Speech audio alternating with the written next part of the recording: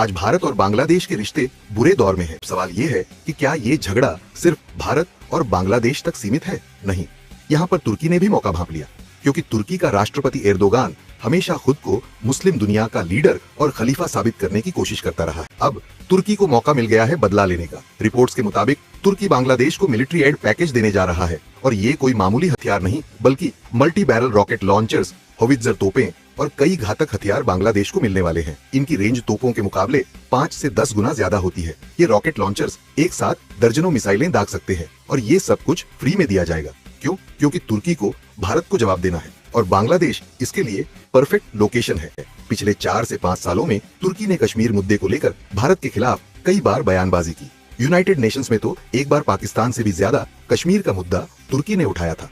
तुर्की के एक ऐलान ने हमारे पड़ोसियों की रातों की नींदें हराम कर दी। पहले थोड़ी सी हिस्ट्री आपको बता दें कि आज से कुछ अरसा कबल, कुछ साल पहले जब तुर्की ने यूनाइटेड नेशन में कश्मीर का मुद्दा उठाया था तो भारत को बड़ी तकलीफ हुई थी। तो उसने फौरी तौर पर आर्मेनिया को असलहे का एक बड़ा जखीरा दिया था, क्योंकि आर्मेनिया और अजरबैजान उस वक्त आपस में बाकायदा आमने सामने थे। तो तुर्की की मुखालफत में आर्मेनिया को असलहा दिया था, और तुर्की और यूनान का जो आपस में मसला चल रहा था तो फौरी तौर पर यूनान के साथ भारत ने अपनी जंगी मशकें शुरू कर दी थी, और अपने बड़े बड़े जहाज शिपमेंट्स भी वहां पर बाकायदा तौर पर भेजी थी, और ये कहा था कि तुर्की हमारे पड़ोसियों को मजबूत करेगा तो हम उसके पड़ोसियों को मजबूत करेंगे जो उसके अगेंस्ट होंगे। अब तुर्की ने एक नया बड़ा फैसला किया है जिस पर भारतीय काफी सीखपा है। उसने बांग्लादेश को एड में, ये नहीं कि कोई डील हो रही है कि हम इतने पैसे लेकर तुम्हें देंगे, एड के तौर पर मल्टी बैरल रॉकेट सिस्टम और एंटी मिसाइल सिस्टम भी मुहैया करने का ऐलान कर, और उसके साथ बेशुमार ऐसे इक्विपमेंट्स हैं जो कि बांग्लादेश चाह रहा था कि तुर्की से उससे मिले, वो सब कुछ देने का ऐलान कर दिया है मोहम्मद यूनस सरकार को, क्योंकि भारत ने बांग्लादेश की सरहद पर S-400 जो कि एक एंटी मिसाइल सिस्टम है वो तैनात किया है। साथ ही साथ उसने अपने राफेल जेट्स तैनात किए हैं, ड्रोन तैनात किए हैं। इससे पहले भी तुर्की ने एक डील के तहत बांग्लादेश को बायरक्टार TB2 ड्रोन्स भी दिए थे।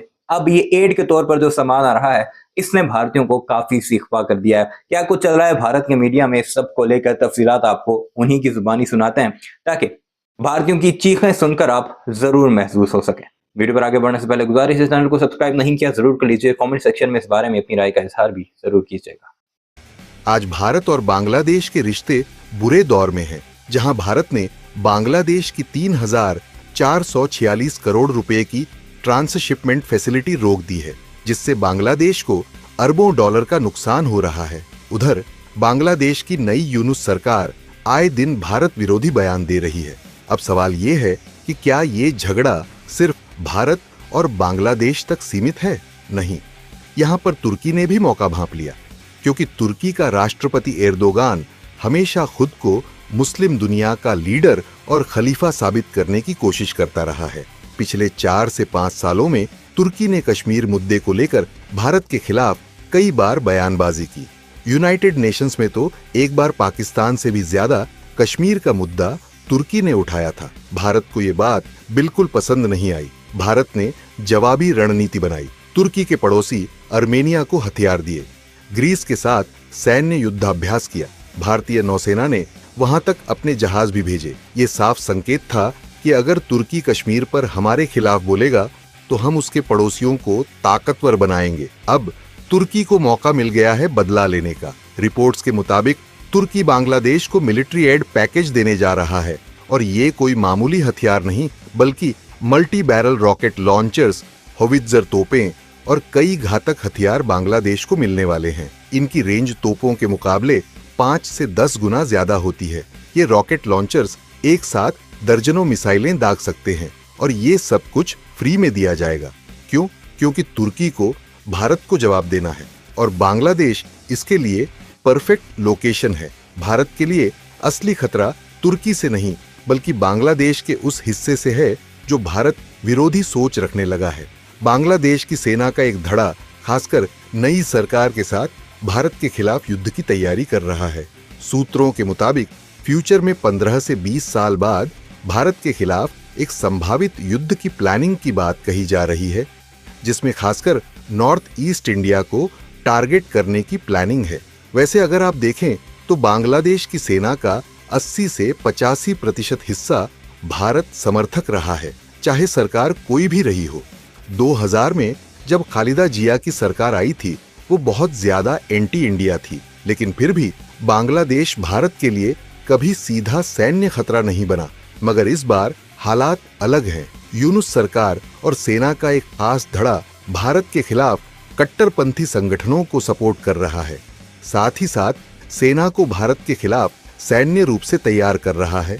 भारत के लिए खतरा सिर्फ तुर्की से हथियार आने का नहीं है, बल्कि ये है कि बांग्लादेश खुशी खुशी इन हथियारों को ले रहा है और उन्हें अपनी थल सेना में शामिल भी कर रहा है। अगर आज यूनुस सरकार ज्यादा दिन टिकती है तो बांग्लादेश धीरे धीरे एक ऐसा देश बन सकता है जो भारत विरोध की नीति पर ही खड़ा होगा।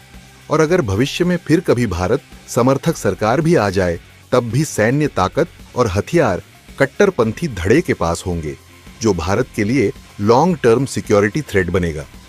भारत को यहाँ 2 मोर्चों पर एक्टिव होना पड़ेगा। पहला, डिप्लोमेटिकली यूनुस सरकार को कमजोर करना। दूसरा, बांग्लादेशी सेना के भारत समर्थक धड़े को सपोर्ट करना। इसके अलावा बॉर्डर सिक्योरिटी और नॉर्थ ईस्ट डिफेंस इंफ्रास्ट्रक्चर को और ज्यादा मजबूत करना होगा, क्योंकि अगले 10 से 15 सालों में अगर कहीं सबसे बड़ा सैन्य खतरा है तो वो पाकिस्तान नहीं बल्कि बांग्लादेश हो सकता है। खैर, ये था तुर्की और बांग्लादेश की साजिश का पूरा खेल। रिसेंटली इंडियन आर्मी कुछ रिपोर्ट्स वेरीफाई कर रही थी, जिसमें बांग्लादेश ने बेरैक्टेकर TB2 ये जो ड्रोन्स होते हैं, ये बेसिकली इंडिया के बॉर्डर पर डिप्लॉय किए थे। बेरैक्टेकर TB2 ये अनमैन्ड एरियल व्हीकल्स या फिर जिनको ड्रोन्स कहा जाता है, वो बांग्लादेश की 67th army for intelligence surveillance और रिकॉनेसेंस मिशंस की जो यूनिट है, उन्होंने बेसिकली भारत के बॉर्डर पर डिप्लॉय किए। नाउ बांग्लादेश का बेसिक क्लेम है कि ये जितने भी ड्रोन्स जो ये डिप्लॉय कर रहे हैं, ये डिफेंस पर्पसेस के लिए हैं। But there is no doubt about it कि इंडिया के बॉर्डर पर इस प्रकार के एडवांस्ड ड्रोन्स को डिप्लॉय करना, इनकी एक स्ट्रेटेजिक सिग्निफिकेंस भी है। नाउ पहले मैं आपको बता देता हूं कि ये बेरैक्टेकर TB2 नाम के ड्रोन्स होते क्या हैं। ये मीडियम एल्टीट्यूड एंड्योरेंस और पेलोड वर्सेटैलिटी, मतलब बेसिकली UAV ड्रोन टेक्नोलॉजी में ये थोड़े से कटिंग एज टाइप के ड्रोन्स हैं। ये जो कटिंग एज टाइप के ड्रोन्स हैं, दीज कैन पेलोड वर्सेटैलिटी का मतलब है कि अलग अलग प्रकार के बॉम्ब्स को डिलीवर कर सकते हैं, अलग अलग प्रकार की वेदर कंडीशंस में वर्क कर सकते हैं, and they have been successfully in having very high operational efficiency. India ने थोड़ा सा इन UAVs, इन ड्रोन्स के अगेंस्ट अपनी एक कॉम्प्रिहेंसिव डिफेंसेस बना रखे हैं, ताकि ये जो बेरैक्टेकर TB2 से जो भी भारत के बॉर्डर्स पर या भारत के रीजन्स पर जो थ्रेट है, उनको स्पेसिफिकली हम न्यूट्रलाइज कर सकें। बट उसके बावजूद भी ये जो एडवांस्ड मिलिट्री इक्विपमेंट है, ये बेरैक्टेकर TB2 जैसे, अगर इंडिया के बांग्लादेश वाले बॉर्डर के ऊपर अगर डिप्लॉय होते हैं, तो ये इस पूरे के पूरे एरिया में एक आर्म्स रेस स्टार्ट कर सकते हैं, जहां पे भारत को भी बेसिकली अपनी कैपेबिलिटीज जो है उनको थोड़ा सा और ज्यादा स्ट्रेंथन करना पड़ेगा। बट द न्यूज टुडे आज सिर्फ और सिर्फ ये बेरैक्टेकर TB2 तक नहीं है। रिसेंटली बांग्लादेश तुर्की के साथ टॉक्स में है नए ऑटोकार्स के टलपार टैंक्स को एक्वायर करने के लिए।